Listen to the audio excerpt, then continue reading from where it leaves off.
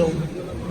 And the thing to remember is this, that if the people stay silent and think this is not our problem, then it gives the evil oppressors the freedom to do what they want. Time and time again, we have seen silence followed by genocide. And we will not let that happen in Kashmir. We will speak, we will shout, but we will make sure that we stop these people from persecuting the innocent people of Kashmir. We're going to start by giving you a special speech from somebody who has experienced what it is like to be from that part of Kashmir. I call upon Munazza Indrabi to say a few words.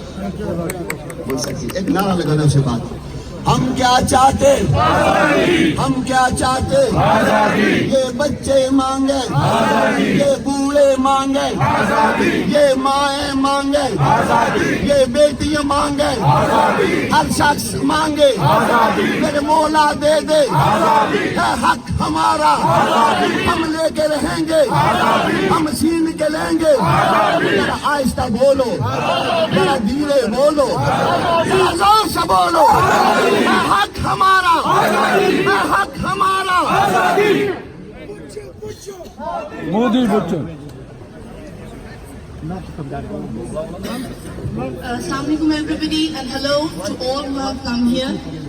As I stand here with you, it is very, very ironic to say that I stand in this free world, given the freedom of speech to represent my people whose voices have been silenced, who have been caged like animals, animals ready to be slaughtered, or who knows, as we stand here, they might be already slaughtered.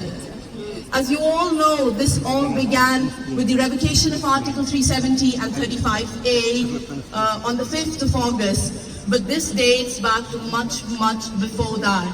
We have been living in this hell for 30 years, but the struggle started 70 years when British left India.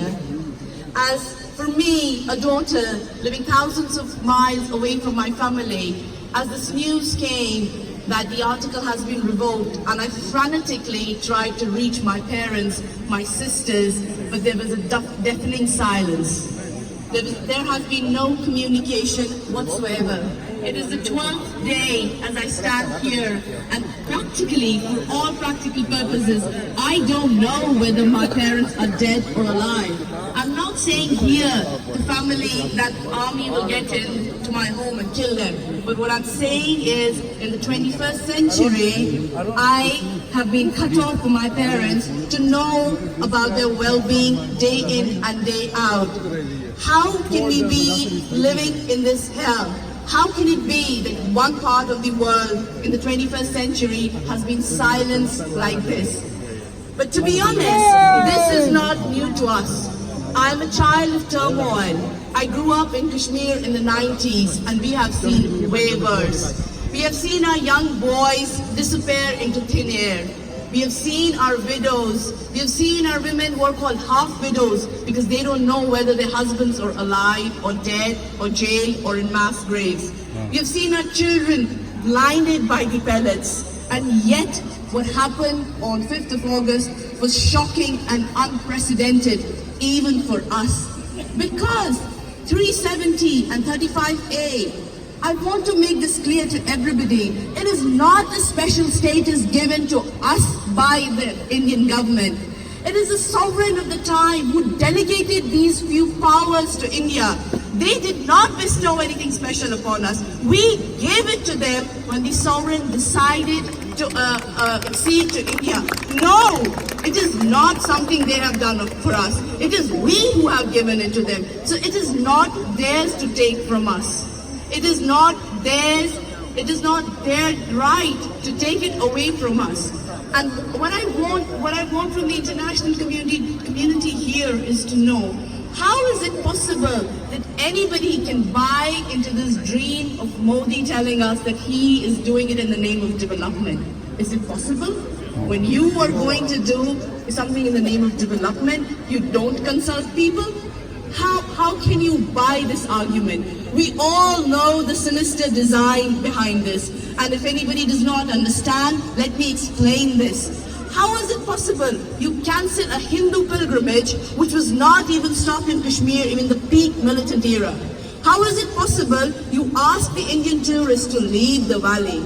How is it possible you call upon all the students from the rest of India to leave the valley and then you impose curfew on us? Then you revoke this article. That is very simple. That for us, for them, we are cannon fodder. For them, the people who mattered, they drove them away, and for us, they let us to die there. As I stand here on the 13th day, not knowing what is happening in my valley, to be honest, I don't need news channels to tell me what is happening. I can close my eyes and I can tell you what is happening. A civil rights group who I don't know how they managed, who they came from Kashmir on Delhi, they're saying that these are Indian people, these are not Muslim people, these are not ISI agents, these are not some ISIS agents, these are Indian people, Indian secular people with a reasonable thought, with human heart. They went there and they reported that they are picking up 10 and 11-year-old boys. They're detaining them and they're not even registering first information report, which means they don't exist. As I stand here, my heart wrenches and I shudder at the thought when the face of my 10-year-old nephew comes in front of me. I cannot imagine the pain that those parents must be going through whose children have already been picked up. I'm not here to do an emotional drama. I'm not here to make it sound like, oh, we have been suffering for a long time and we are immune to it, to be honest. But I'm here to urge all the politicians, all the member parliaments, all the members of European Parliament, the members of United Nations in here.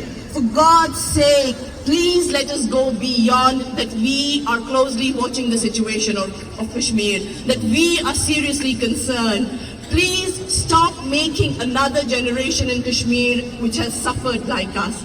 Please step up and fight for the international laws if not for us. Please step up and put pressure on the United Nations to say that there is a United Nations resolution which says that the people of Kashmir have the right to self-determination. Please step up and somebody tell the Indian government that they have forgotten that their own leader, when they were fighting the British government, he made the statement that good governance is no substitute for self-governance. We have the right to choose. We want to be independent. We have the right to choose whether we want to develop our country or destroy our nation. It is our land. It is our motherland. You have no right to tell us. So I urge the international community to please stop atrocities, to please step up. I'm not even worried about the curfew. I'm not even worried that I have not spoken to my parents for 13 days as I stand here. What I'm worried about is when they open that curfew, they have to lift the siege at some point. When they lift that siege on Monday or on Tuesday, I know what is coming. There is bloodshed. There is going to be blood. They're not going to quell those young protesters with tear gas. They're going to fire pellet guns. They're going to use bullets. I can distinguish between the sound of a machine gun and a pistol. I know they're going to use a machine gun. I don't need the news. I don't need it. I'm telling you. And trust me, I know it. Because I've felt it, I've seen it, I've lived it. And it will happen. So please, wherever we had some honorable guests here who said that they are going to table a motion.